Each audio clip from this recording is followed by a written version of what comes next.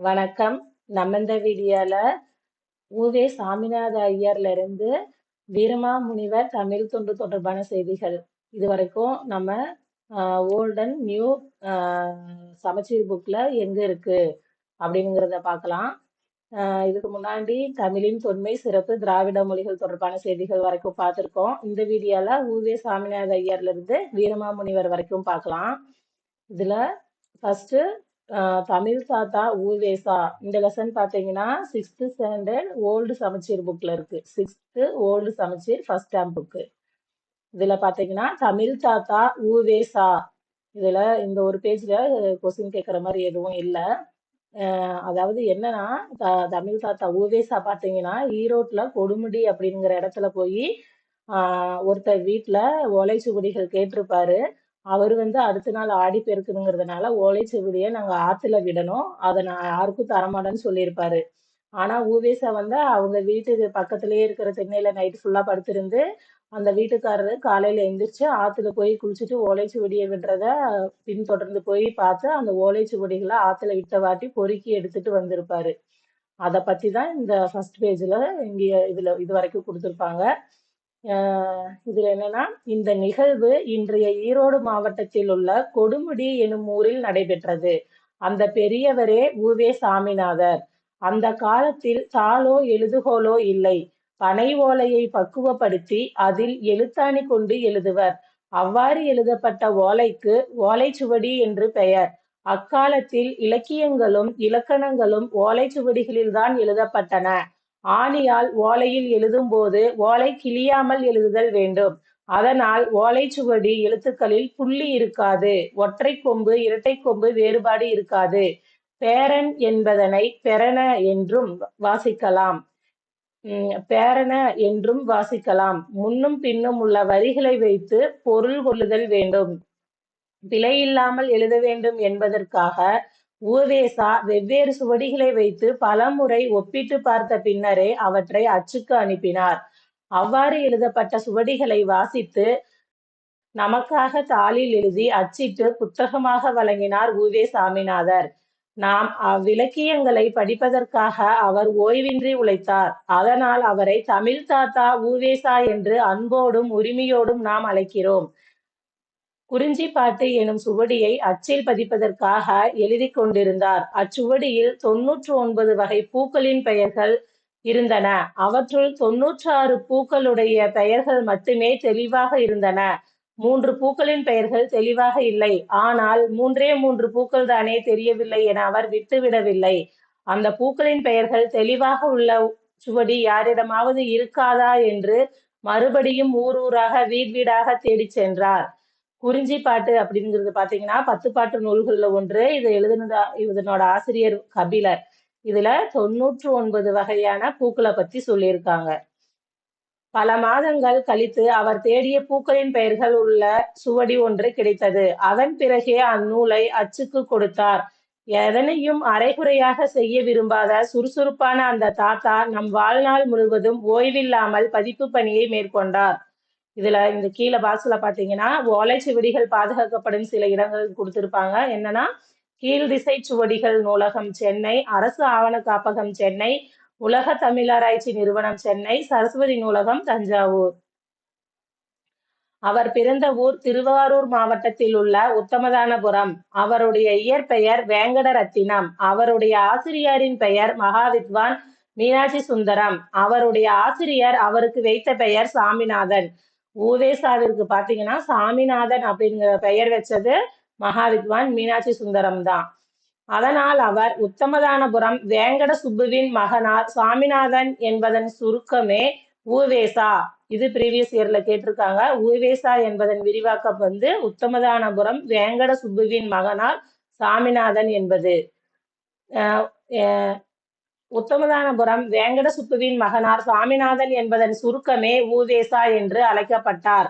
19/2/1855 பிறந்த அவர் 28/4/1942 இயற்கை எழுதினார். தம் வாழ்க்கை வரலாற்றை ஆனந்த விகடன் இதழில் தொடராக எழுதினார். அது என் சரிதம் எனும் பெயரில் நூலாக வெளிவந்தது. இதுவும் கேட்ட கொஸ்டின் தான். உவேசா அவர்களோட வாழ்க்கை வரலாறை பார்த்தீங்கன்னா என் சரிதம் அப்படிங்கிற நூலாக ஆனந்த விகடன்ல தொடரா எழுதியிருக்காரு. அவர் தொடங்கிய தமிழ் பணி இன்னும் முழுமை அடையவில்லை. அவருடைய பேரப்பிள்ளைகளான நாமும் அப்பணியை தொடர்வோம். சிறப்பு குறிப்புகள்: உவேசா அவர்களின் பெயரால் 1942 நிறுவப்பட்ட டாக்டர் உவேசா நூல் நிலையம் இன்றும் சென்னையில் உள்ள பெசன்ட் நகரில் தொடர்ந்து செயல்பட்டு வருகிறது. உவேசா அவர்களின் தமிழ் பணிகளை வெளிநாட்டு அறிஞர்களான ஜியு போப், சூழியல் வின்சோன் ஆகியோர் பெரிதும் பாராட்டியுள்ளனர். நடுவண் அரசு உவேசா அவர்களின் தமிழ் தொண்டினை பெருமைப்படுத்தும் வகையில் 2006 அஞ்சல் தலை வெளியிட்டு சிறப்பித்துள்ளது. இதுல பாத்தீங்கன்னா உவேசா பதிப்பித்த நூல்கள் என்னென்னு கொடுத்திருக்காங்க. இதுல இருந்தும் பொறுத்துகளை கொடுத்து ஒரு டைம் கொஸ்டின் கேட்டிருக்காங்க. 8 தொகையில 8 நூலும் பதிப்பித்திருக்காரு. 10 பாட்டுல 10, சீவக சிந்தாமணி 1, சிலப்பதிகாரம் 1, மணிமேகலை 1, புராணங்கள் 12, உலா 9, கோவை 6, தூது 6, வெண்பா நூல்கள் 13, அந்தாதி 3, பரணி 2, மும்மணிக்கோவை 2, இரட்டைமணி மாலை 2, பிற பிரபந்தங்கள் 4. Book back question. ஓலைச்சுவடிகளை தேடி வந்த பெரியவர் உவே சாமிநாதர். உவேசாவின் வாழ்க்கை வரலாற்று நூலின் பெயர் என் சரிதம். உவேசா தம் வாழ்நாள் முழுவதும் ஓய்வில்லாமல் பதிப்பு பணியை மேற்கொண்டார். உவேசா பிறந்த ஊர் உத்தமதானபுரம். உவேசா அவர்களை நாம் டேஸ் என அன்போடும் உரிமையோடும் அழைக்கின்றோம், தமிழ் தாத்தா.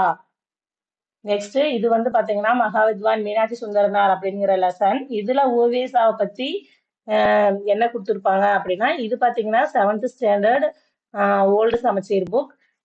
இதுல இந்த ஃபர்ஸ்ட் பாரா பாத்தீங்கன்னா உவேசா பத்தி கொடுத்திருப்பாங்க. என்னன்னா, யார் காப்பார் என்று தமிழன்னை ஏங்கிய போது நான் காப்பேன் என்று எழுந்தார் ஒருவர், அவர்தாம் உவே சாமிநாதர். பின்னாளில் அவரே அனைவராலும் தமிழ் தாத்தா என்று அழைக்கப்பட்டார். இத்தகைய மாணவரை உருவாக்கிய பெருமை அவர்தம் ஆசிரியரான மகாவித்வான் மீனாட்சி சுந்தரனாரையே சாரும். இதுல உவேசா பத்தி இந்த பரா வந்திருக்கும். யார் காப்பார் என்று தமிழன்னை ஏங்கிய போது நான் காப்பேன் என்று எழுந்தார் ஒருவர், அவர்தான் உவே சாமிநாதர். அவரை பார்த்தீங்கன்னா பின்னாளில் அனைவரும் தமிழ் தாத்தா என்று அழைத்தனர். நெக்ஸ்ட் இந்த பரிதிமார் கலைஞர் லெசன்ல பாத்தீங்கன்னா, இந்த லெசன் பாத்தீங்கன்னா 8th ஸ்டாண்டர்ட் ஓல்டு சமச்சீர் புக்கு.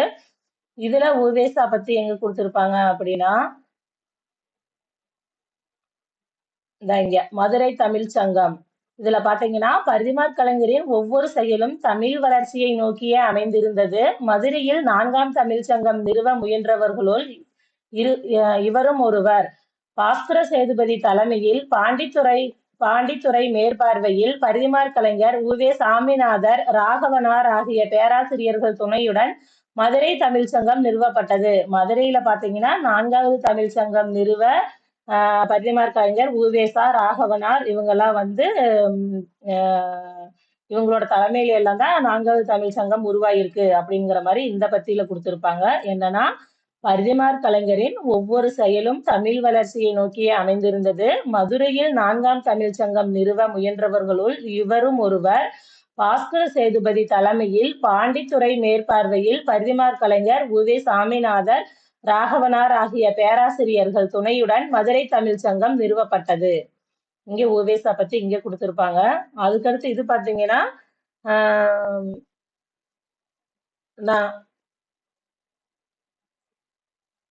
அதுக்கடுத்து இது பாத்தீங்கன்னா 9th அதாவது 10th காந்தியடிகளை பத்தி ஒரு லெசன் கொடுத்திருப்பாங்க. அதுல உவேசா பத்தி இங்க என்ன கொடுத்திருப்பாங்கன்னா, 1937 சென்னையில் இலக்கிய மாநாடு ஒன்று நடைபெற்றது. அம்மாநாட்டுக்கு காந்தியடிகள் தலைமை வகித்தார். உவே சாமிநாதர் வரவேற்பு குழு தலைவராக இருந்தார். உவே சாமிநாதரின் உரையை கேட்ட காந்தியடிகள் மகிழ்ந்தார். இந்த பெரியவரின் அடிநிழலில் இருந்து தமிழ் கற்க வேண்டும் எனும் ஆவல் உண்டாகிறது என்று கூறினார் காந்தியடிகள். இதுவும் ப்ரீவியஸ் இயர் கொஸ்டின் தான். நெக்ஸ்ட் இதுல பாத்தீங்கன்னா உவேசா நூலகம் சென்னை. இதுல பாத்தீங்கன்னா கிபி 1942 தொடங்கப்பட்ட இந்நூலகத்தில் தமிழ், தெலுங்கு, வடமொழி உள்ளிட்ட பல்வேறு மொழி நூல்கள் உள்ளன. இங்கு 2128 ஓலைச்சுவடிகளும் 2941 தமிழ் நூல்களும் உள்ளன. இந்த உவேசா நூலகத்துல பாத்தீங்கன்னா 2128 ஓலைச்சுவடிகளும் 2941 தமிழ் நூல்களும் உள்ளன. இது வந்து இந்த டேட்டாலாம் நல்லா படிச்சுக்குங்க.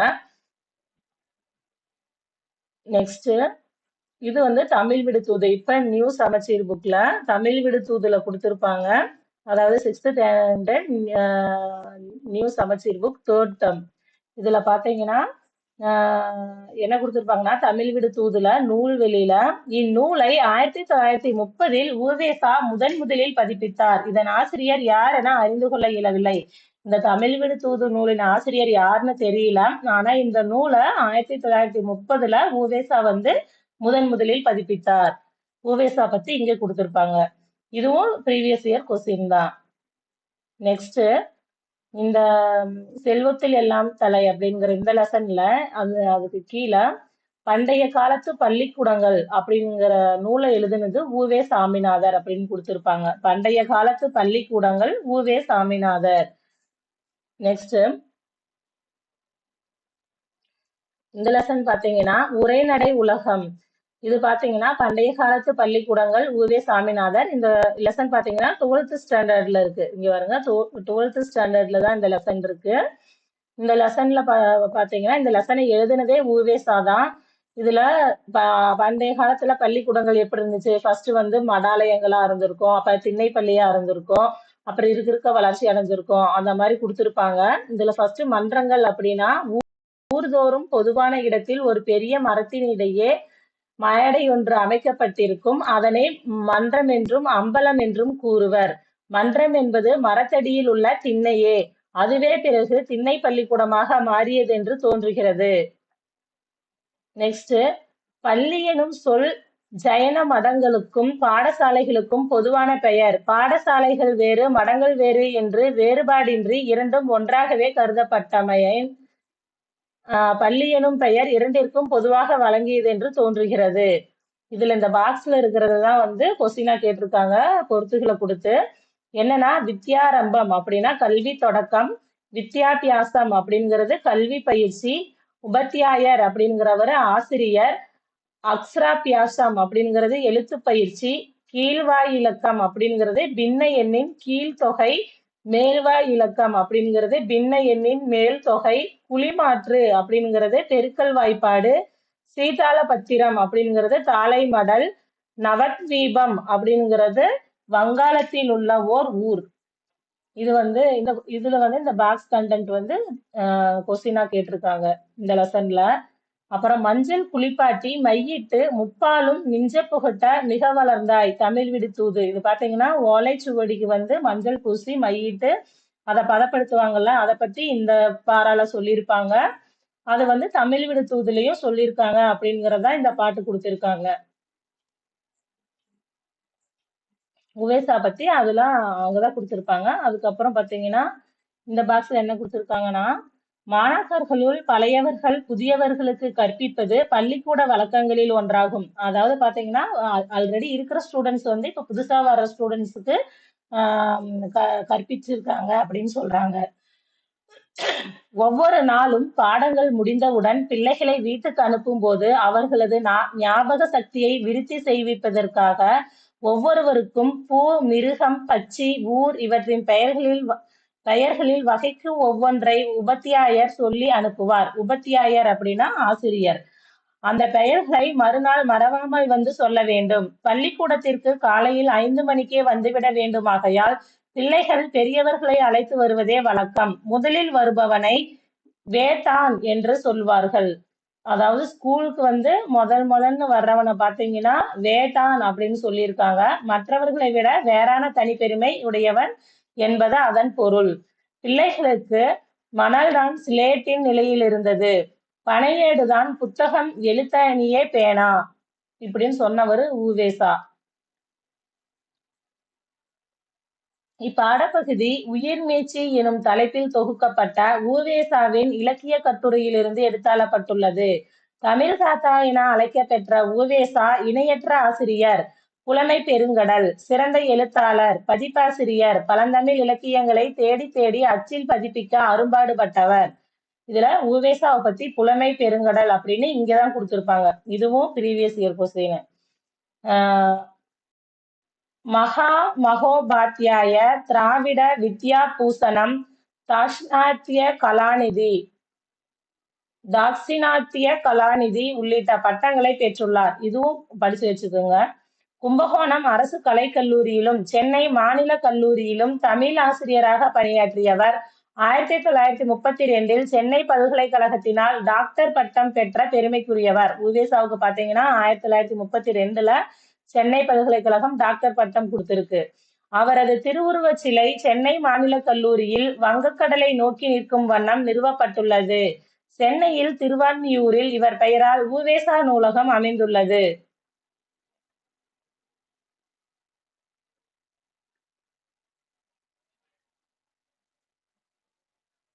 அதுக்கடுத்து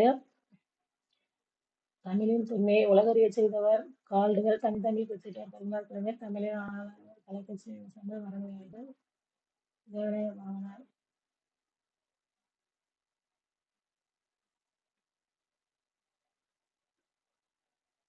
இதுக்கடுத்து பாத்தீங்கன்னா உவேசா பத்தியில இது தேவநாய பாவனார் பத்தின லெசன் தான். இதுக்கடுத்து பாத்தீங்கன்னா உவேசாவுக்கு அடுத்து வந்து தேப்பூர் மீனாட்சி சுந்தரம், சி இலக்குவனார். இவங்க ரெண்டு பேர்த்தையும் சிலபஸ்ல கொடுத்துருப்பாங்க. உவே சாமிநாதருக்கு அடுத்தபடியா அவங்களுக்கானது வந்து ஸ்கூல் புக்ல எதுவும் கண்டென்ட் இல்ல. நெட்ல இருந்து நம்ம ப்ரீவியஸ் இயர் கொஸ்டின்ஸ் பார்த்தப்பவே எடுத்து கொடுத்துருந்தோம். அந்த பிடிஎஃப்ஐயும் நான் இந்த பிடிஎஃபோட உங்களுக்கு கடைசியா ஜாயின் பண்ணி கொடுக்குறேன். இதுல பாத்தீங்கன்னா தேப்போ மீனாட்சி சுந்தரனார், சி இலக்குவனார். இவங்களுக்கு அடுத்து தேவநேய பாவனார். இந்த லெசன் பாத்தீங்கன்னா 8th ஸ்டாண்டர்ட் ஓல்டு சமச்சீர் புக் 3rd டேர்ம்ல இருக்கும். தேவநேய பாவனார் அப்படிங்கிற லெசன். இதுல ஃபர்ஸ்ட் பாரால பாத்தீங்கன்னா ஒருத்தர் பால் வாங்கிட்டு வருவாரு. அவரை வந்து ஒரு சைக்கிள்ல வர்றவரு இடிச்சிருவாரு. இடிச்சதும் அவரு பால் வாங்கிட்டு வந்த சொம்ப கீழே போட்டுட்டு விழுந்து எந்திரிப்பாரு. அவரை பார்த்து சைக்கிள்ல வரவரு மன்னிச்சிருங்க அப்படின்னு சொல்லுவாரு. அதுக்கு அந்த பால் வாங்கிட்டு வந்தவர் என்ன சொல்லுவாருன்னா, மன்னிப்பு அப்படிங்கிறது உறுதி சொல்லு, பொறுத்து கொள்க என தமிழில் சொல்லுங்கள் என கூறி மிதிவண்டிக்காரரையும் சொல்லச் செய்தார். அவர்தான் தேவநேய பாவனார்.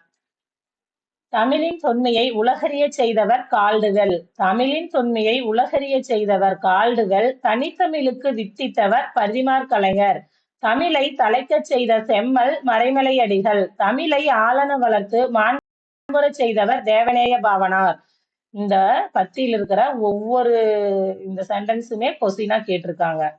மொழி ஞாயிறு தேவநேய பாவனார், தனித்தமிழ் ஊற்று, செந்தமிழ் ஞாயிறு, இலக்கிய பெட்டகம், இலக்கணச் செம்மல், தமிழ் மானம் காத்தவர், தமிழர் நலம் காப்பதனையே உயிர் மூச்சாக கொண்டவர், உலக முதன்மொழி தமிழ், இந்திய மொழிகளுக்கு மூலமும் வேரும் தமிழ், திராவிட மொழிகளுக்கு தாய்மொழி தமிழ் என வாழ்நாள் முழுவதும் ஆய்வு செய்து நிறுவிய செம்மல் தேவநேய பாவனார். உலகின் முதல் மாந்தன் தமிழன். தமிழன் தோன்றிய இடம் குமரிக்கண்டமே என்பதும், மொகஞ்சதோரா அரப்பா நாகரிகம் பழந்தமிழர் நாகரிகமே என்பதும் பாவனாரது ஆய்வு புலத்தின் இரு கண்களாகும். அவர் தமிழை வடமொழி வல்லாண்மையினின்றும் மீட்பதற்காகவே இறைவன் என்னை படைத்தான் என்று கூறினார். தேவநேய பாவனார் பாத்தீங்கன்னா தமிழை வடமொழி வல்லாண்மையினின்றும் மீட்பதற்காகவே இறைவன் என்னை படைத்தான் என்று கூறினார். இதுவும் ப்ரீவியஸ் இயர் கொஸ்டின் தான். தேவநேய பாவனாரோட பெற்றோர் ஞானமுத்து பரிபூரணம், ஊர் சங்கரான் கோவில். கல்வி பண்டிதர், புலவர், வித்துவான், முதுகலை தமிழ் BOL. காலம் 7/2/1902, 15/1/1981. சிறப்பு செந்தமிழ் செல்வர், செந்தமிழ் ஞாயிறு, தமிழ் பெருங்காவலர் என 174 சிறப்பு பெயர்கள் இருக்கு. தேவநேய பாவனாருக்கு பாத்தீங்கன்னா 174 சிறப்பு பெயர் இருக்கு. கோவில்களில் தமிழில் வழிபாடு நடைபெற வேண்டும் எனவும், பிறப்பு இறப்பு தொடர்பான சடங்குகள் யாவும் தமிழில் நடைபெற வேண்டும் எனவும் பாவனார் வலியுறுத்தினார். அவர் ஒருமுறை ஆசிரிய நண்பர் சிலருடன் தாரைமங்கலம் எனும் ஊருக்கு சென்று அங்கு இரவு தங்கிவிட்டு மறுநாள் காலையில் திரும்பினார். அவரை அன்பர் சிலர் சூழ்ந்து கொண்டு ஊர் சென்று வந்ததனை பற்றி கேட்டனர். அவருள் ஒருவர், ஐயா, பகலுணவும் இரா உணவும் எவ்வாறு இருந்தன என கேட்டார். பாவனார், பகல் உணவு பகல் உணவாகவும் இரா உணவு இரா உணவாகவும் இருந்தன என்றார். பகல் உணவு என்பதில் பகலில் கிடைத்த சிறிதளவு உணவையே அனைவரும் பகுத்துண்ண நேர்ந்ததெனவும், இரா உணவு என்பதில் அனைவரும் உணவின்றி இரவை கழிக்க வேண்டியிருந்தது எனவும் உணர்ந்து கொண்டனர். தமிழ் வளர்த்தால் பசியும் பட்டினியும் பஞ்சாய் பறந்துவிடும் என எண்ணியவர் பாவாணர். தமிழ் வளர்த்தால் பசியும் பட்டினியும் பஞ்சாய் பறந்துவிடும் என்று எண்ணியவர் பாவாணர். சொற்றொகுப்பு கருதி நீலமலைக்கு சென்றார் பாவாணர். அங்கு பாவாணரிடம் பெரும் பற்று கொண்ட கிருட்டிணையா என்பவர் இல்லத்தில் தங்கியிருந்தார். காலை உணவுக்கு பின் பாவாணரை வீட்டில் தங்க வைத்துவிட்டு காட்டுக்கு சென்று திரும்பினார் கிருட்டிணையா.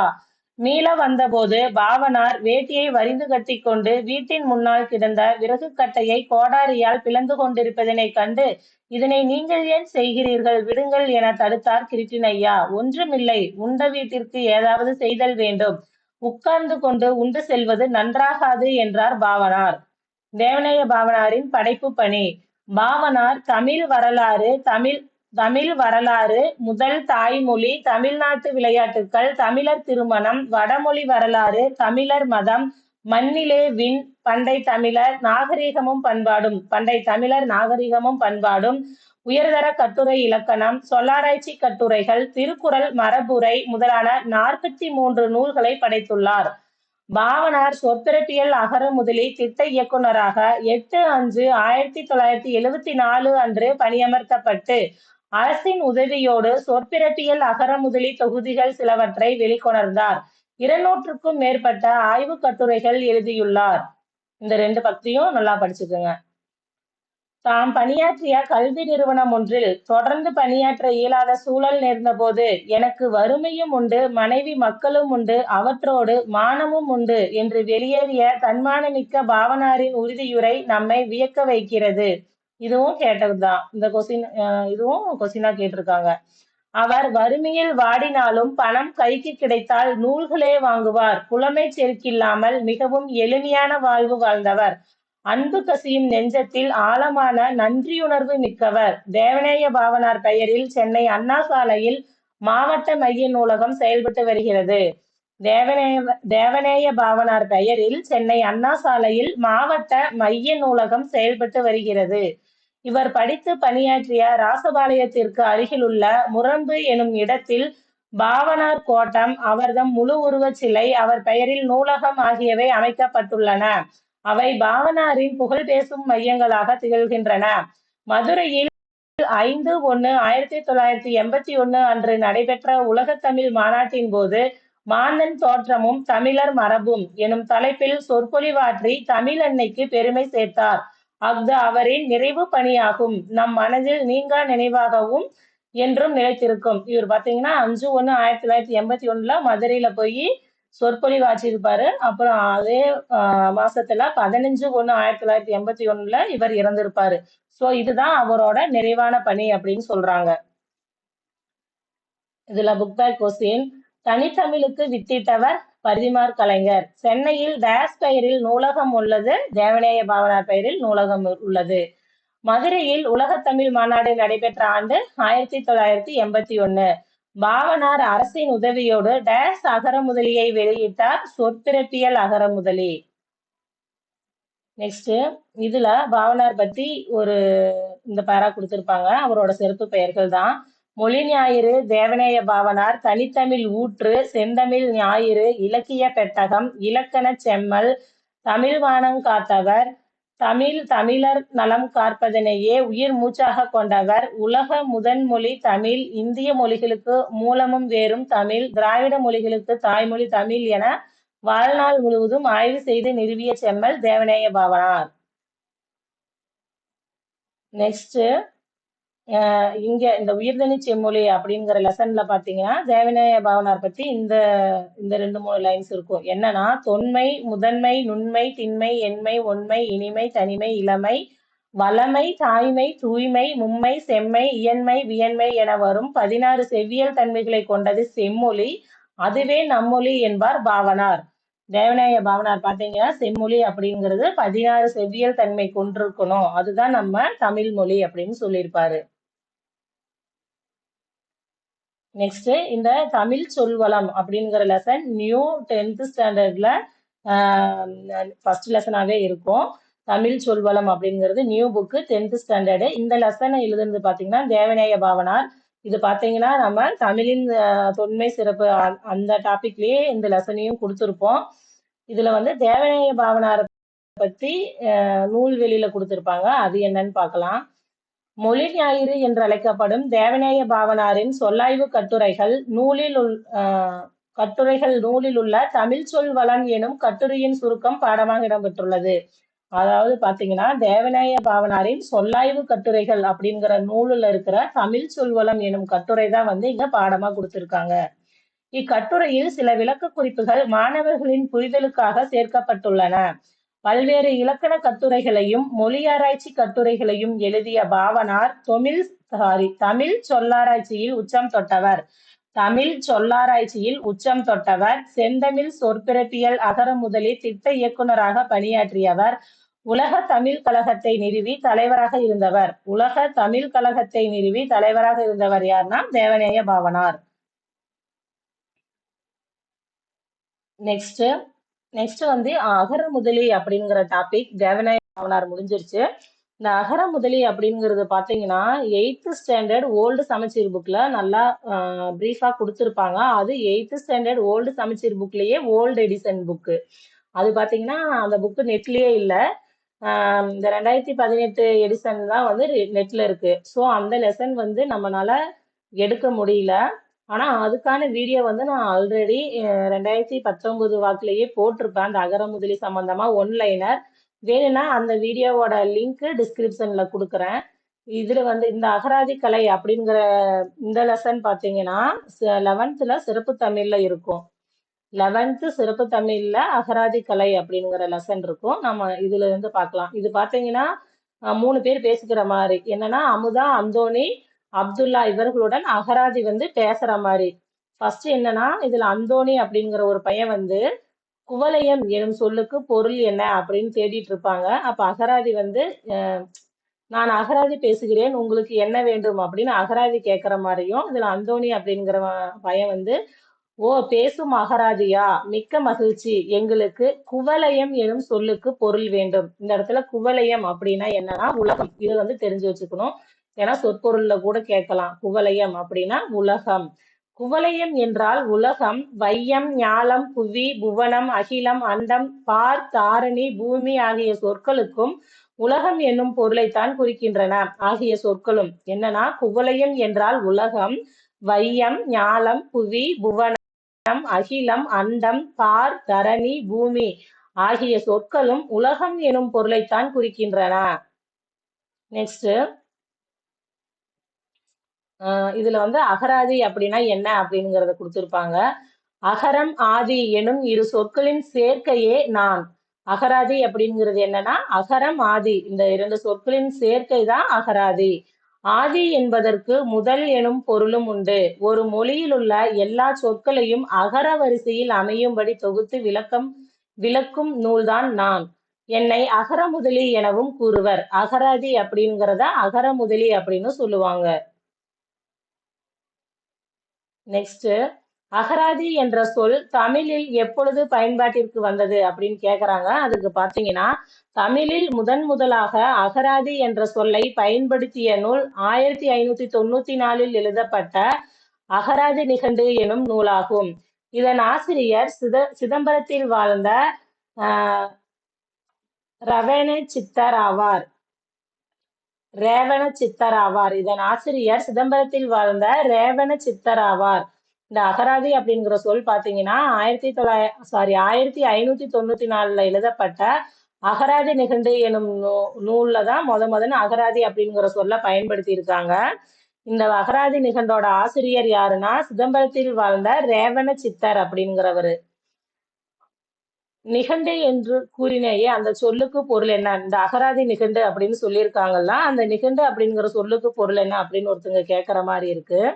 அதுக்கு அகராதி என்ன சொல்லுதுன்னா நிகண்டு என்பது வட சொல்.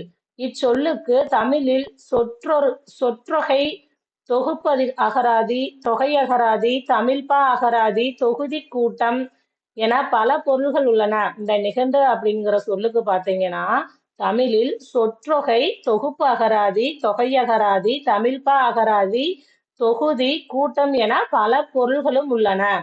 நிகண்டுகள் தமிழில் உள்ள சொற்களை பல்வேறு பகுப்புகளுக்குட்படுத்தி அவற்றிற்குரிய பொருளை பாடல் வடிவில் தந்தன. முதலில் தோன்றிய நிகண்டு சேந்தன் திவாகரம். இது இம்பார்ட்டன்ட். முதலில் தோன்றிய நிகண்டு சேந்தன் திவாகரம். நிகண்டு நூல்களுள் சிறந்ததாக சூடாமணி நிகண்டை கூறுவர். முதலில் தோன்றிய நிகண்டு அப்படின்னா சேந்தன் திவாகரம். அதுல சிறந்தது நிகண்டுகளிலேயே சிறந்த நூல் எதுனா சூடாமணி நிகண்டு. இது ரெண்டும் நல்லா பார்த்துக்குங்க. நெக்ஸ்ட் ஒரு சில அகராதி வகைகள் பத்தி சொல்லியிருக்காங்க. சிறுவர்களுக்கான அகராதி, எதுகை மோனை அகராதிகள், மரபு தொடர் அகராதிகள். இது ஜஸ்ட் மட்டும் பார்த்துக்குங்க. நெக்ஸ்ட் அகராதியில வீரமாமுனிவரை பத்தி கொடுத்திருப்பாங்க. என்னன்னா சதுரகராதி அப்படிங்கிற அகராதியை தொகுத்தது யாருன்னா வீரமாமுனிவர் தான். பாருங்க, அப்படியே செய்வோம். அண்மையில் பள்ளி சார்பாக எங்களை புத்தக கண்காட்சிக்கு அழைத்து சென்றனர். அங்கு சதுரகராதி எனும் பெயருடைய ஒரு நூலை பார்த்தோம். அதுவும் அகராதி தானோ அப்படின்னு கேக்குறாங்க. அதுக்கு அகராதி ஆம். இந்த சதுரகராதியை உருவாக்கியவர் வீரமாமுனிவர். இவர் இத்தாலி நாட்டை சேர்ந்தவர். இவரது இயற்பெயர் கான்ஸ்டாண்டின் ஜோசப் பெஸ்கி. இவர் சதுரகராதியினை 1732 ஆண்டு தொகுத்தார். சதுரகராதியை தொகுத்த இயர் இதுல கொடுத்திருக்காங்க. இதை பார்த்து வச்சுக்கோங்க. ஏன்னா நியூவா எதுவும் கேட்கிற மாதிரி இருந்தா இயர் கூட கேட்கலாம். சதுர அகராதியினை 1732 ஆண்டு தொகுத்தார். சதுர் என்பதற்கு 4 என்பது பொருள். இந்நூல் பெயர், பொருள், தொகை, தொடை எனும் வரிசை முறையில் 4ஆக பகுத்து சொற்களுக்கு பொருள் விளக்கம் தந்துள்ளார். வீரமாமுனிவரை போலவே அயல் நாட்டவர் வேறு யாரேனும் இப்பணியில் ஈடுபட்டனரா? ஆம், வீரமாமுனிவரை பின்பற்றி ஐரோப்பியர் பலர் தமிழ் அகராதிகளை உருவாக்கியுள்ளனர். அவர்களுள் பெப்ரிசியஸ், ராட்லர், வின்ஸ்லோ, பெர்சிவல், ஜியுபோப் ஆகியோர் குறிப்பிடத்தக்கவர்கள். வீரமாமுனிவர் பாரிய அகராதியை யாராச்சும் உருவாக்கி இருக்கிறாங்களா அப்படின்னு கேக்குறாங்க. அவரை பின்பற்றி பார்த்தீங்கன்னா பெப்ரிசியஸ், ராட்லர், வின்ஸ்லோ, பெர்சிவில், ஜியுபோப் ஆகியோர் இந்த மாதிரி அகராதிகளை தொகுத்திருக்காங்க அப்படின்னு சொல்றாங்க. நெக்ஸ்ட் இதுல அகராதிகள். சதுரகராதி வீரமாமுனிவர், தமிழ் ஆங்கில அகராதி பெப்ரிசியஸ், பட அகராதி ராமநாதன், தமிழ் சொற்பிறப்பியல் ஒப்பியல் அகராதி ஞானப்பிரகாச அடிகள், திராவிட சொற்பிறப்பியல் அகராதி பரோ எமினோ, பழமொழி அகராதி பெர்சிவல். நிகண்டுகள் பார்த்தீங்கன்னா திவாகரம் நிகண்டு திவாகர், பிங்கள நிகண்டு பிங்களர், சூடாமணி நிகண்டு மண்டலபுருடர், அகராதி நிகண்டு சிதம்பர ரேவண சித்தர், கயாதர நிகண்டு கயாதரர், உரிச்சொல் நிகண்டு காங்கேயர். உரிச்சொல் நிகண்டு காங்கேயர். இந்த பாக்ஸ் இருக்கிறதும் படிச்சு வச்சுக்கோங்க. புதுசா இது கூட கேட்கலாம். அகராதி பத்தின கொஸ்டின் பாத்தீங்கன்னா 2016 என்னமோ லாஸ்டா நடந்த எக்ஸாம்ல தான் கேட்டிருக்காங்க. அது வரைக்கும் தான் கேட்டிருக்காங்க. அதுக்கப்புறம் பாத்தீங்கன்னா அந்த ஓல்டு எடிசனுக்கு அப்புறம் நியூ எடிசன் வந்ததுல அந்த அகரமுதலி அப்படிங்கிற லெசனே எடுத்துட்டாங்க. அதுக்கப்புறம் அகராதியில இருந்து எந்த கொஸ்டினும் கேட்கல. ஏன்னா இந்த சதுரகராதியை தொகுத்தது வீரமாமுனிவர் அப்படிங்கிற கொஸ்டின் வேணா கேட்டிருக்காங்க. மற்றபடி அகரமுதலிலிருந்து கொஸ்டின் எதுவும் கேட்கல. இப்ப கூட புதுசா கேட்கலாம். அதனால இந்த லெசனை நல்லா படிச்சுக்குங்க. செய்திகளை தொகுத்து தரும் பார்வை நூல்களைத்தான் கலைக்களஞ்சியம் என்கிறோம். அகராதிக்கு அடுத்து கலைக்களஞ்சியத்தை பத்தி சொல்லியிருப்பாங்க. என்னன்னா செய்திகளை தொகுத்து தரும் பார்வை நூல்களைத்தான் கலைக்களஞ்சியம் என்கிறோம். நெக்ஸ்ட் இதுல கலைக்களஞ்சியம் பத்தி இந்த ரெண்டு பாரால சொல்லியிருப்பாங்க.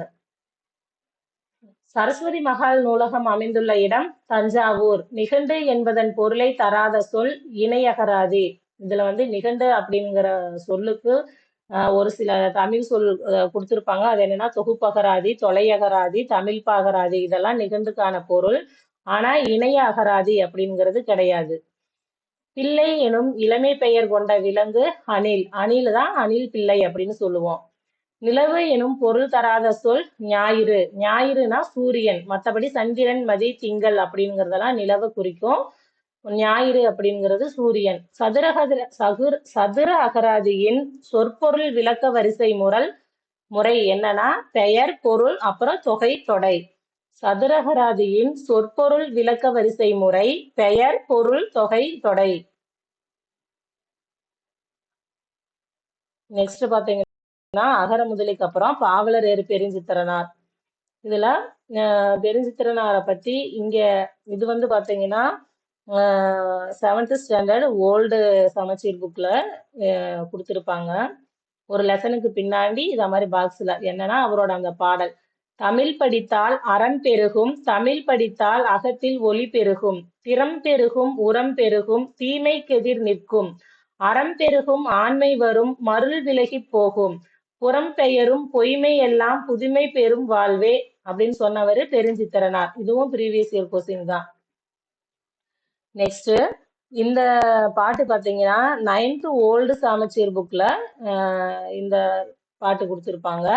ஓய்வும் பயனும் என்னன்னா, ஓய்வாக இருக்கையில் தம்பி நீ ஓவியம் வரைந்து பழகு, தூய்மையோடு அமைதி சேரும், நன்கு தோன்றிடும் உள்ள அழகு, பாக்களும் இயற்றி பழகு, நல்ல பாடலை பாடி மகிழ்வாய், தாக்குறும் துன்பம் யாவும் இசை தமிழினில் மாய்ந்து போகும், அறிவியல் ஆய்வு செய்வாய், நீ அன்றாட செய்தி படிப்பாய், செறிவுறும் உன்றன் அறிவு உள்ள செழுமையும் வலிவும் பெறுவாய், மருத்துவ நூல்கள் கற்பாய், உடன் மனநூலும் தேர்ந்து கற்பாய், திருத்தமைந்த நூல்கள் அறிவாய், வருந்தீமையும் பொய்யும் களைவாய். பெருஞ்சித்திரனார். இந்த பாட்டை எழுதுனது பெருஞ்சித்திரனார். இதனோட பொருள் என்னன்னா, மாணவர்களே ஓய்வாக இருக்கும் நேரத்தில் ஓவியம் வரைய கற்றுக்கொண்டால் தூய எண்ணங்களும் அமைதியும் சேர்ந்து உள்ளத்தின் அழகு வெளிப்பட அது காரணமாக அமையும். தமிழில் பாடல்கள் எழுதவும் பாடவும் பழகிக் கொள்ளுங்கள். இசைத்தமிழின் இனிமையால் வாழ்வின் துன்பங்கள் தொலைந்து போகும். அறிவியல் ஆய்வுகளை மேற்கொள்ளுங்கள். அன்றாட நிகழ்வுகளை செய்தித்தாள் வாயிலாக அறிந்து கொள்ளுங்கள். உலக நிகழ்வுகளை அறிவதன் மூலம் அறிவுத்திறன் மேம்படும். உள்ளமும் வளமும் வலிமையும் பெற்று சிறக்கும். மருத்துவ நூல்களையும் மனநல நூல்களையும் படித்து தெரிந்து கொள்ளுங்கள். அவை உடலையும் உள்ளத்தையும் பாதுகாக்க துணை புரியும். நீங்கள் வாழ்க்கைக்கு உதவும் தத்துவ நூல்களை கற்றால் அதன் வழி தீமையும் பொய்மையையும் விடுத்து நல்வாழ்வு வாழலாம். எனவே ஏட்டுக்கல்வியுடன் கலையறிவும் தொழிற்கல்வியும் அறிவியல் சிந்தனையும் இருந்தால் நீங்கள் வாழ்வில் வெற்றி பெறலாம். ஆதலால் ஓய்வு நேரத்தை பயனுள்ள வகையில் செலவிட்டு வாழ்வில் வளம் பெறுங்கள். இதில் ஆசிரியர் குறிப்பு. பாவலரேறு பெருஞ்சித்திரனாரின் இயற்பெயர் துரைமாணிக்கம். இவரது ஊர் சேலம் மாவட்டத்தில் உள்ள சமுத்திரம். இவர் தம் பெற்றோர் துரைசாமி குஞ்சம்மாள் ஆவார். 10/3/1933 அன்று பிறந்த இவர் 11/6/1995 நாள் மறைந்தார். கனிச்சாறு, ஐயை, கொய்யாக்கனி, பாவிய கொத்து, பள்ளிப்பறவைகள், நூறாசிரியம் முதலிய பல நூல்களை இயற்றியுள்ளார். தென்மொழி, தமிழ்ச்சிட்டு, தமிழ் நிலம் ஆகிய இதழ்கள் மூலம் உலக தமிழரிடையே தமிழுணர்வை உருவாக்க இவர் பாடுபட்டார்.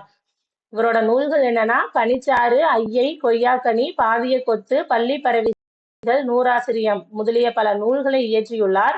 தென்மொழி, தமிழ்ச்சிட்டு, தமிழ் நிலம் ஆகிய இதழ்கள் மூலம் உலக தமிழரிடையே தமிழ் உணர்வை உருவாக்க இவர் பாடுபட்டார். நூற்குறிப்பு. இப்பாடல் பள்ளி பறவைகள் எனும் குழந்தை பாடல் தொகுப்பில் இடம்பெற்றுள்ளது.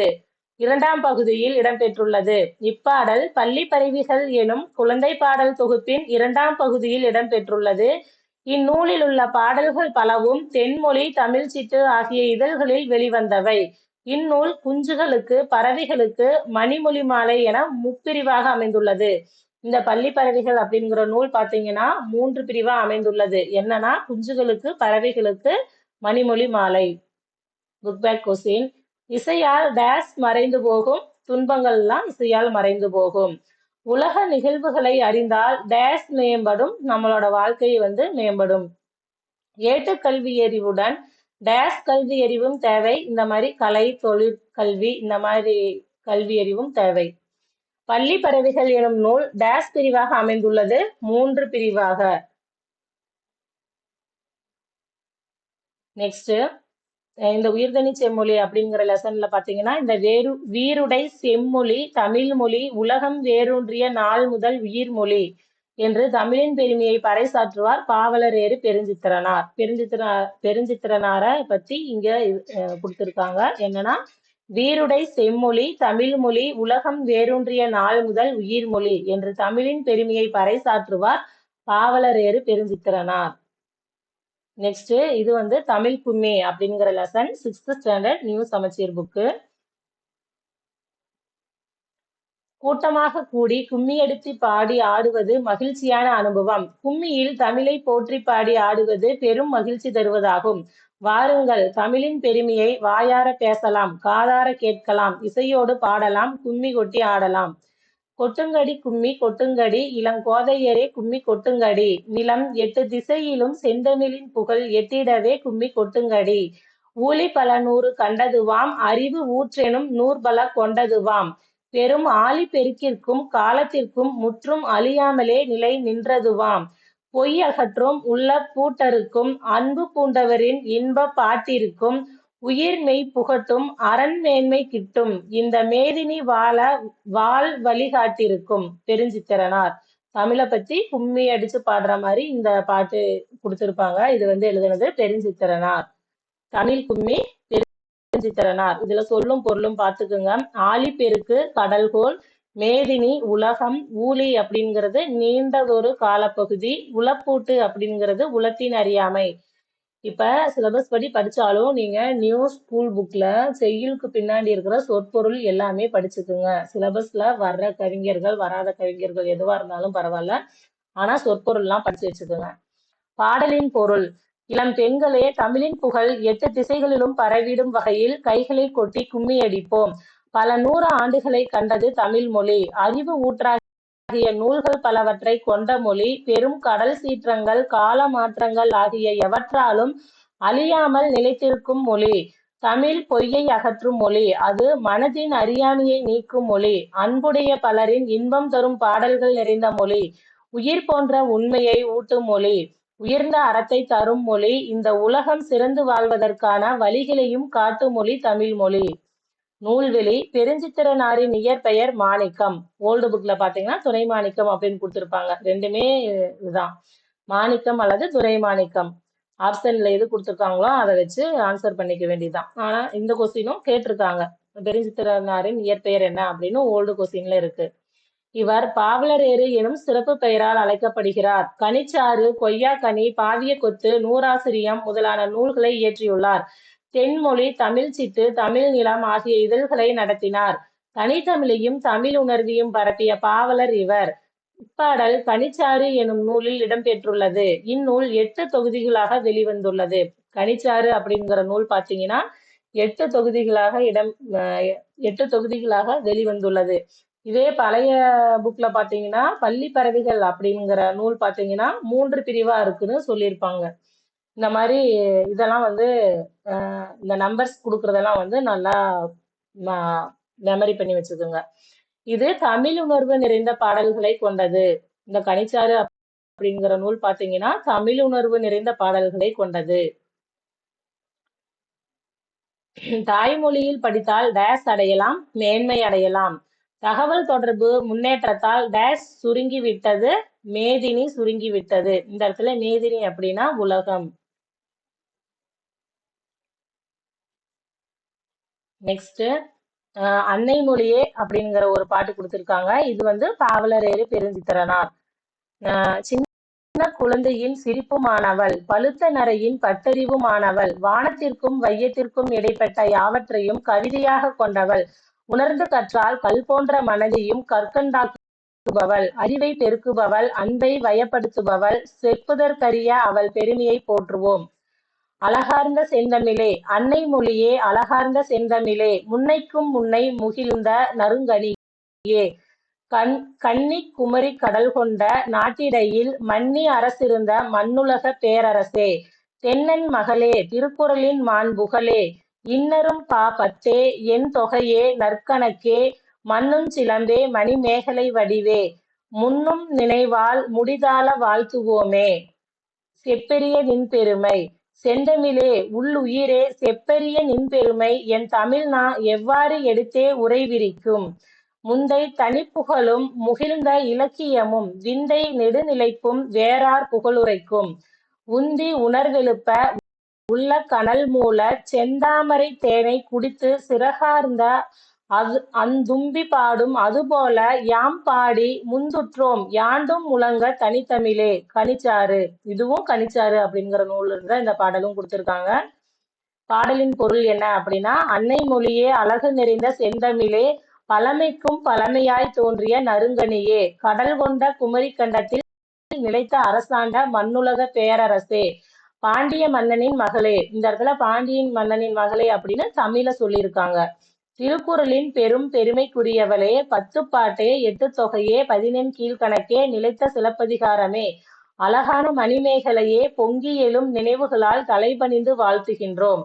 செழுமை மிக்க தமிழே, எமக்குயிரே, சொல்லுதற்கரிய நின் பெருமைதனை என்னுடைய தமிழ் நாக்கு எவ்வாறுதான் விரித்துரைக்கும்? பழம்பெருமையும் தனக்கென தனிச்சிறப்பும் இலக்கிய வளமும் கொண்ட தமிழே, வியக்கத்தக்க உன்னுடைய நீண்ட நிலைத்த தன்மையையும் வேற்று மொழியார் உன்னை பற்றி உரைத்த புகழுரையும் எமக்குள் பற்றுணர்வை எழுப்புகின்றன. எம் தனித்தமிழே, வந்தானது செந்தாமரை தேனை குடித்து சிறகசித்து பாடுவது போன்று நாங்கள் உன்னை சுவைத்து உள்ளத்தில் கனல் மூல உன் பெருமையை எங்கும் முழங்குகின்றோம். இதுக்கு கீழே பாருங்க, இந்த பாக்ஸ்ல சாகும் போதும் தமிழ் படித்து சாக வேண்டும் என்றன் சாம்பலும் தமிழ் மணந்து வேக வேண்டும் அப்படின்னு சொன்னவர் கா சச்சிதானந்தன். சாகும் போதும் தமிழ் படித்து சாக வேண்டும் என்றன் சாம்பலும் தமிழ் மணந்து வேக வேண்டும் அப்படின்னு சொன்னவர் கா சச்சிதானந்தன். நூல்வெளி பாவலரேறு பெருஞ்சித்திரனாரின் கனிச்சாறு தொகுப்பிலிருந்து இருவேறு தலைப்பில் உள்ள பாடல்கள் எடுத்தாளப்பட்டுள்ளன. என்னன்னா, தமிழ்தாய் வாழ்த்து, முந்துற்றோம் யாண்டும் அப்படிங்கிற 2 தலைப்பில் இருந்து பாட்டு எடுத்திருக்காங்கன்னு சொல்றாங்க. தென்மொழி தமிழ் சித்து இதழ்களின் வாயிலாக தமிழுணர்வை உலகெங்கும் பரப்பியவர் துரைமாணிக்கம் என்ற இயற்பெயர் கொண்ட பெருஞ்சித்திரனார். இவர் உலகியல் 100, பாவிய கொத்து, நூறாசிரியம், கனிச்சாறு, என்சுவை என்பது, மகுபுகு வஞ்சி, பள்ளி பறவைகள் முதலிய நூல்களை படைத்துள்ளார். இவரின் திருக்குறள் மெய்ப்பொருளுரை தமிழுக்கு கருவூலமாய் அமைந்துள்ளது. இவரது நூல்கள் நாட்டுடைமையாக்கப்பட்டுள்ளன.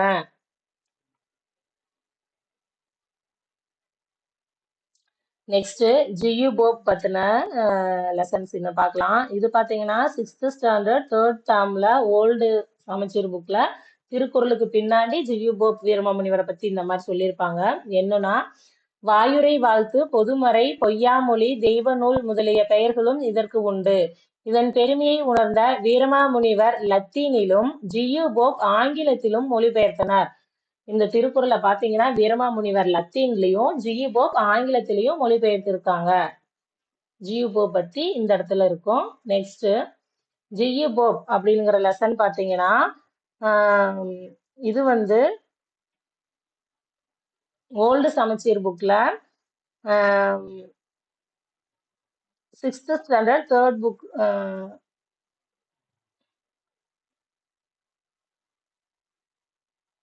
சாரி ஓல்டு, அதாவது இந்த லெசன் பாத்தீங்கன்னா 8th ஸ்டாண்டர்ட்ல பாத்தீங்கன்னா இருக்கும். இந்த ஓல்டு சமச்சீர் புக்ல 8th ஸ்டாண்டர்ட்ல இந்த ஜியு போப் அப்படிங்கிற லெசன் இருக்கும்.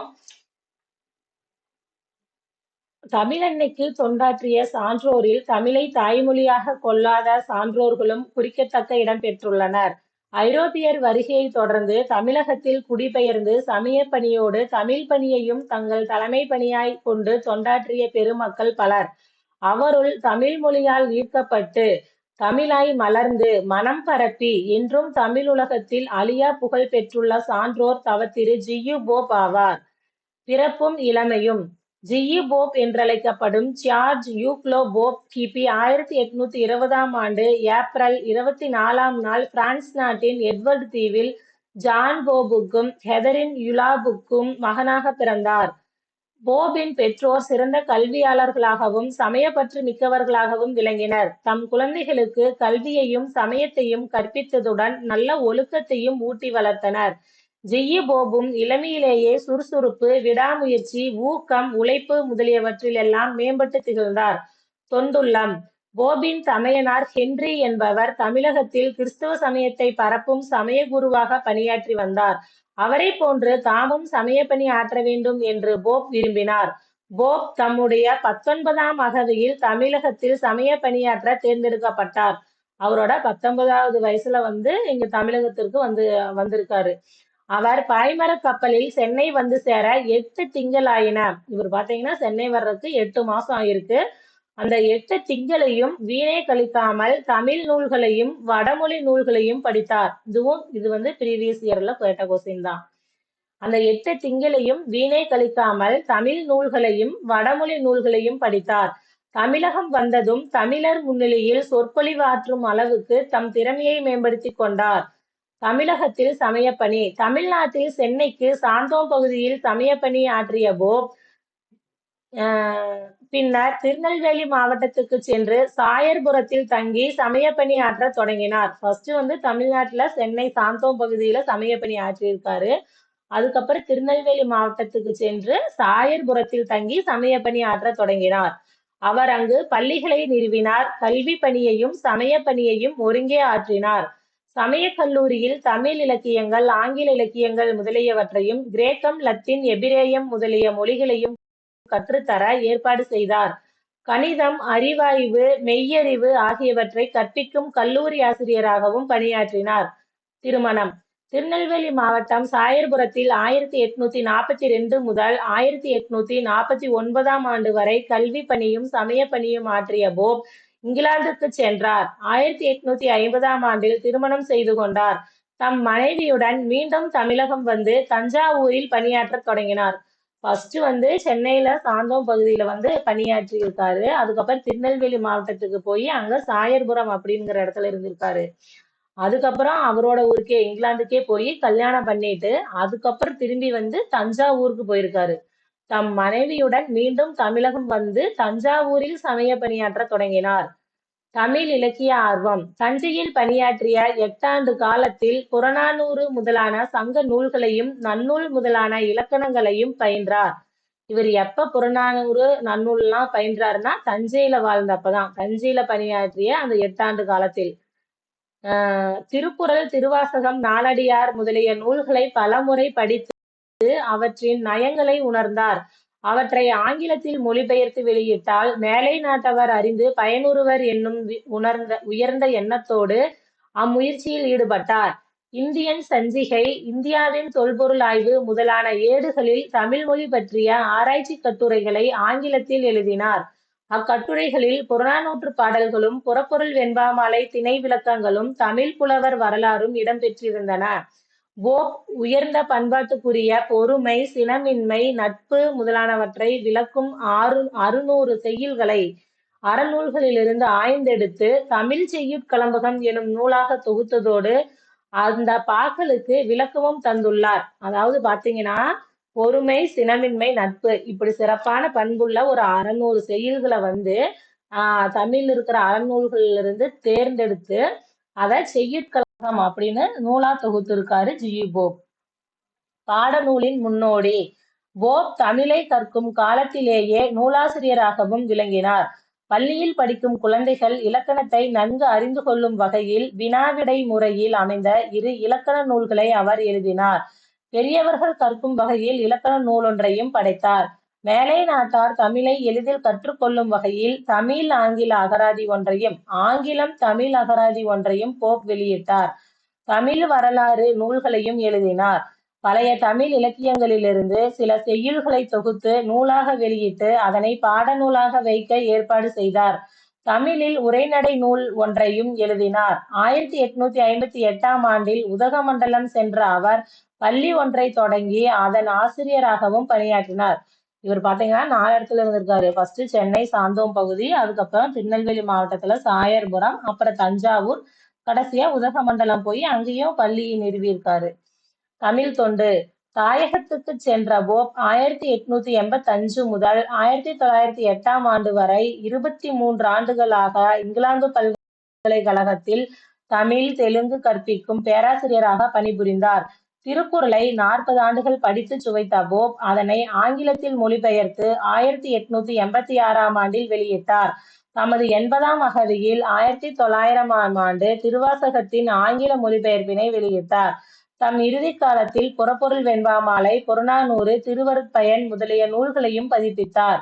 தமிழின் பெருமையை தரணி முழுவதும் பரப்பிய போப் 1908ஆம் ஆண்டு பிப்ரவரி திங்கள் 16ஆம் நாள் தம் இன்னுயிரை நீத்தார்.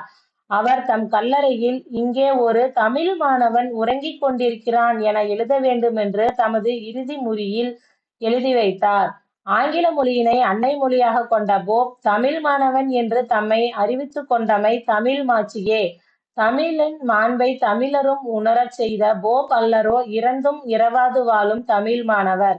அவர் தமிழ் உள்ளங்களில் எல்லாம் இன்றும் வாழ்கின்றார், என்றும் வாழ்வார். இந்த லெசன் பாத்தீங்கன்னா 8th ஸ்டாண்டர்ட் ஓல்டு சமச்சீர் புக்ல ஜியூபோ பத்தி ஒரு லெசனே கொடுத்திருப்பாங்க. நெக்ஸ்ட் இது ஒரு லெசன்ல பரிதிமாற் கலைஞர் லெசன் நினைக்கிறேன். பரிதிமாற் கலைஞர் பத்தின லெசன்ல இதுவும் 8th ஸ்டாண்டர்ட் தான். சாரி இது வந்து 10th ஸ்டாண்டர்ட்ல பரிதிமாற் கலைஞரை பத்தின ஒரு லெசன் இருக்கும். அந்த லெசன்ல ஜியு போப் வந்து பாத்தீங்கன்னா இவரோட பரிதிமாற் கலைஞரின் தனிப்பாசற தொகை அப்படிங்கிற நூலை ஆங்கிலத்துல மொழிபெயர்த்தார் அப்படிங்கிறத இங்க கொடுத்திருப்பாங்க. என்னன்னா, தனிப்பாசற தொகை எனும் நூலில் பெற்றோரிட்ட சூரிய நாராயண சாஸ்திரி என்ற வடமொழி பெயரை மாற்றி பரிதிமாற் கலைஞர் என தனித்தமிழ் பெயரை சூட்டிக் கொண்டார். இந்நூலினை ஜியு போப் ஆங்கிலத்தில் மொழிபெயர்த்தார். பரிதிமாற் கலைஞர் தமிழின் மேன்மையை தாம் உணர்ந்ததோடு உலகிற்கு உணர்த்துவதிலும் தலை சிறந்து விளங்கினார். யாழ்ப்பாணம் சி.வை. தாமோதரனார் பரிதிமாற் கலைஞரின் தமிழ் புலமையையும் கவிபாடும் திறனையும் கண்டு திராவிட சாஸ்திரி எனும் சிறப்பு பட்டத்தை வழங்கினார். பரிதிமாற் கலைஞர் தாம் இயற்றிய தனிப்பாசுர தொகை எனும் நூலில் பெற்றோரிட்ட சூரிய நாராயண சாஸ்திரி என்ற வடமொழி பெயரை மாற்றி பரிதிமாற் கலைஞர் என தனித்தமிழ் பெயரை சூட்டிக் கொண்டார்.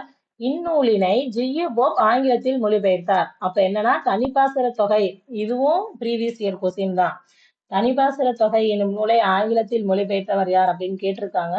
G U Pope. நெக்ஸ்ட் இது காந்தியடிகள் பத்தின லெசன். இதுல வந்து ஜியு போப் பத்தி என்ன கொடுத்திருப்பாங்கன்னா, ஜியு போப் எழுதிய தமிழ் கையேடு தம்மை கவர்ந்ததாகவும் குறிப்பிட்டுள்ளார். காந்தியடிகள் என்ன சொல்லியிருக்கிறார்னா, ஜியு போப் எழுதிய தமிழ் கையேடு வந்து தம்மை கவர்ந்ததாகவும் குறிப்பிட்டுள்ளார். நெக்ஸ்ட் இது பாத்தீங்கன்னா 11th நியூ புக்ல 11th ஸ்டாண்டர்ட் நியூ புக்ல சான்றோர் சித்திரம் அப்படிங்கிற தலைப்புக்கு கீழே ஜியு போப் பத்தி கொடுத்திருக்காங்க. இதுல இவரோட காலம் பாத்தீங்கன்னா 1820 டு 1908. இவர் பாத்தீங்கன்னா 1820ல ஏப்ரல் 24ஆம் தேதி பிறந்திருக்காரு. அதையும் கொஸ்டினா கேட்டிருக்காங்க. செந்தமிழ் செம்மல் டாக்டர் ஜியு போப் 1839ஆம் ஆண்டில் தென்னிந்தியாவுக்கு வந்தார். சென்னையை அடைந்த போப் சாந்தோம் எனும் இடத்தில் முதலாக தமிழ் உரையை படித்து சொற்பொழிவாற்றினார். ஆங்கிலேயரான அவரின் தமிழ் உரை கூடியிருந்த தமிழர்களுக்கு பெரும் வியப்பளித்தது. தமிழ் மொழியை பயிலத் தொடங்கிய சிறிது காலத்திலேயே ஐரோப்பியரும் படித்து பயன்பெற வேண்டும் என்ற எண்ணத்தில் தமிழ் நூல்களை ஆங்கிலத்தில் மொழிபெயர்த்ததாக குறிப்பிட்டுள்ளார். இவரது திருக்குறள், திருவாசக ஆங்கில மொழிபெயர்ப்புகள் சிறப்பு வாய்ந்தவை. போப் அவர்கள் தஞ்சாவூரில் வாழ்ந்தபோது தமிழ் இலக்கிய இலக்கணங்களை தெளிவுற அறிந்தார். அப்போதுதான் தொல்காப்பியம், நன்னூல் முதலிய பேரிலக்கண நூல்களை பாடசாலை மாணவர் படிப்பது எளிதன்று என்பதைக் கண்டு சிறிய தமிழ் இலக்கண நூல்கள் சிலவற்றை எழுதி வெளியிட்டார். ஐரோப்பியர் தமிழ் மொழியை கற்றுக்கொள்வதற்குரிய நூல் ஒன்றை எழுதினார். தமிழ் ஹேண்ட்புக். அது வந்து ஐரோப்பியர்களும் தமிழை ஈஸியா கத்துக்கணும் அப்படிங்கிற நோக்கத்துல எழுதியிருக்காரு. ஆங்கில மொழியில் எழுத பெற்றிருந்த தமிழ்நாட்டு வரலாற்றை தமிழில் எழுதி பதிப்பித்தார். ஆங்கில மொழியில் எழுத பெற்றிருந்த தமிழ்நாட்டு வரலாற்றை தமிழில் எழுதி வந்து பதிப்பித்திருக்காரு. பள்ளிக்கூடங்களில் பயிலும் மாணவர்கள் தாய்மொழி வழியாக அனைத்து துறை கல்வியையும் பெறுதலே முறையானதென்றும் அத்தகைய கல்வியே பயனளிக்கும் என்றும் போப் கருதினார். 70 ஆண்டுகள் தமிழோடு வாழ்ந்திருந்து தமிழுக்கு நலம் செய்த பெரியார் ஜியு போப் ஆவார். ஜியு போப் பத்தி இங்க 11th ஸ்டாண்டர்ட் தமிழ் புக்ல சான்றோர் சித்திரம் அப்படிங்கிற தலைப்புல இது கொடுத்திருப்பாங்க. நெக்ஸ்ட் வந்து வீரமாமுனிவர் பத்தின ஓல்டன் நியூ புக்ல இருக்கிற சமச்சீர் புக்ல இருந்து எங்கெங்க இருக்கு அப்படிங்கிறத பார்க்கலாம். இப்ப இது வந்து 8th standard old first term புக்ல இந்த லெசன் இருக்கும். இதுல பாத்தீங்கன்னா வீரமாமுனிவரை பத்தி கொடுத்திருப்பாங்க. இதுல வந்து தமிழ் வளர்த்த சான்றோர்கள் அப்படின்னு கொஞ்சம் பேரை கொடுத்திருப்பாங்க. இதுல வீரமாமுனிவர் பத்தி என்ன கொடுத்திருக்காங்க அப்படிங்கறத பார்க்கலாம். இவரோட காலம் 1680 to 1747. இத்தாலி நாட்டில் பிறந்த வீரமாமுனிவரின் இயற்பெயர் கான்ஸ்டாண்டின் ஜோசப் பெஸ்கி. இவர் தமது 30ஆம் அகவையில் சமய திருப்பணியாற்ற தமிழகத்துக்கு வந்தார். ஜியூபாப் பாத்தீங்கன்னா 19வது அகவையில் வந்திருப்பாரு. வீரமாமுனிவர் வந்து 30வது வயதுல தமிழகத்துக்கு வந்திருக்காரு. ஆங்கிலம், எபிரேயம், கிரேக்கம் ஆகிய மொழிகளை அறிந்திருந்தாலும் தமிழ் மொழியின்பால் பெரிதும் ஈர்க்கப்பட்டார். தமிழ் மொழி பற்றினால் தைரியநாதர் என முதலில் சூட்டிக்கொண்ட தம் பெயரை தனித்தமிழாக்கி வீரமாமுனிவர் என சூட்டிக்கொண்டார்.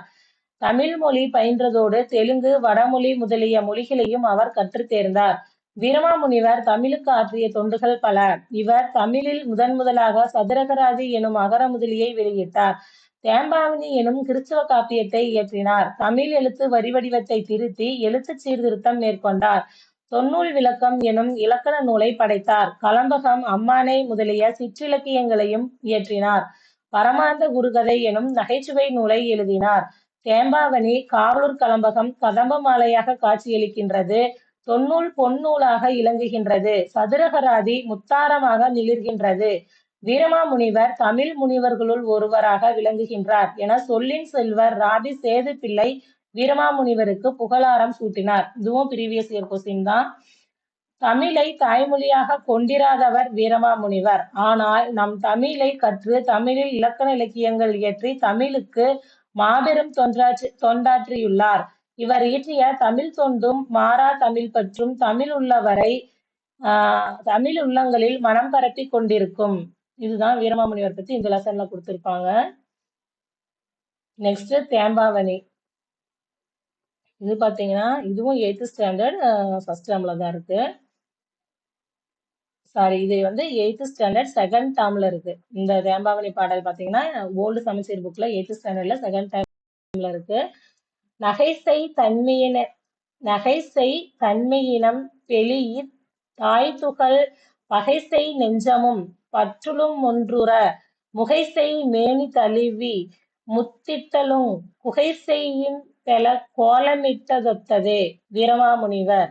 பாடலின் பொருள்: குழந்தை இயேசு புன்னகை பூத்தார். அதனை கண்ட தாய் மரியாளின் மனதில் மகிழ்ச்சி பொங்கி எழுந்தது.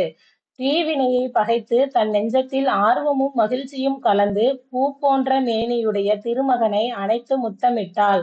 இக்காட்சி அன்பு மேலிட குகையொன்று குனிந்து கோலமிட்டது போலிருந்தது. சொற்பொருள்: நகை அப்படிங்கிறது புன்னகை, முகை அப்படிங்கிறது மொட்டு, மேனி அப்படிங்கிறது உடல். ஆசிரியர் குறிப்பு: பெயர் வீரமாமுனிவர். இயற்பெயர் கான்ஸ்டாண்டின் ஜோசப் பெஸ்கி. பெற்றோர் கொண்டல்போ பெஸ்கி, எலிசபெத். வீரமாமுனிவரோட பெற்றோர் பாத்தீங்கன்னா கொண்டல்போ பெஸ்கி, எலிசபெத். பிறந்த நாடு இத்தாலி. அறிந்த மொழிகள்: இத்தாலியம், லத்தீன், கிரேக்கம், எபிரேயம், தமிழ், தெலுங்கு, சமஸ்கிருதம். இத்தாலியம், லத்தீன், கிரேக்கம், எபிரேயம், தமிழ், தெலுங்கு, சமஸ்கிருதம். சிறப்பு: 30ஆம் வயதில் தமிழகம் வந்து தமிழ் பயின்று காப்பியம் படைத்தமை. இயற்றிய நூல்கள்: ஞானோபதேசம், பரமார்த்த குருகதை, திருக்காவலூர் கலம்பகம், தொன்னூல் விளக்கம், கித்தேரியம்மாள் அம்மானை.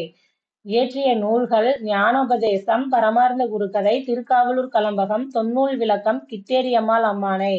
காலம் 8/11/1680 முதல் 4/2/1747 வரை. தேம்பாவணி = தேம்பா கூட்டல் அணி வாடாத மாலை. தேம்பாவணி = தேன் கூட்டல் பா கூட்டல் அணி தேன் போன்ற இனிய பாடல்களாலான மாலை. இந்நூல் இயேசு பெருமானின் வளர்ப்பு தந்தையாகிய சூசையப்பரை தலைவராக கொண்டு பாடப்பட்டது. இந்நூல் கிறிஸ்துவ சமயத்தாரின் கலைக்களஞ்சியம் என அழைக்கப்படுகிறது. கிறிஸ்துவ சமயத்தாரின் கலைக்களஞ்சியம்னா தேம்பாவணி. இந்நூலில் 3 காண்டங்களும் 36 படலங்களும் உள்ளன. பாடல்களின் எண்ணிக்கை 3615.